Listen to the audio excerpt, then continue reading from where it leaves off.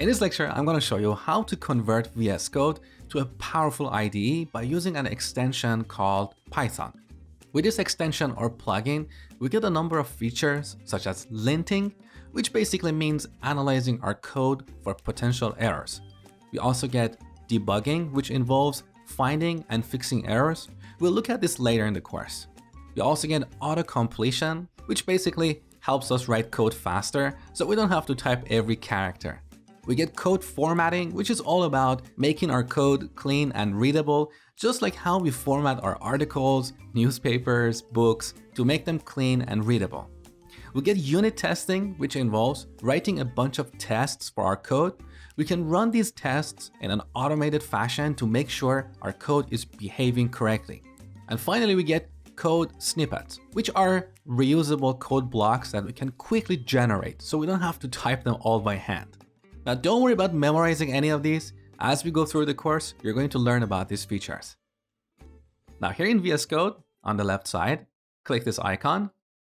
This opens the Extensions tab. So these are the extensions that we can install in VS Code to bring in additional functionality. Here under the Recommended tab, you can see the Python extension. If you don't see this, simply type Python here on the top. And here's the extension. So go ahead and install this. And then you will have to reload VS Code. Now here on the bottom right corner, you can see this message, linter pylint is not installed. So as I told you before, linting is about finding potential errors in our code. Linter is a program or a tool that analyzes our code and finds these potential problems. Now for Python, there are several linters out there. Pylint is one of the most popular ones that this Python extension uses by default. So we need to go ahead and install Pylint as well. Now to do this, first we need to change our Python environment. So if you look here on the bottom left corner, you can see the current Python that is used in VS Code, that is Python 2.6.9 on my machine.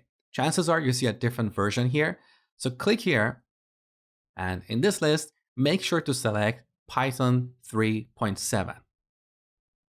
So this changes our Python environment to Python 3.7, and then we can install Pylint by clicking this button.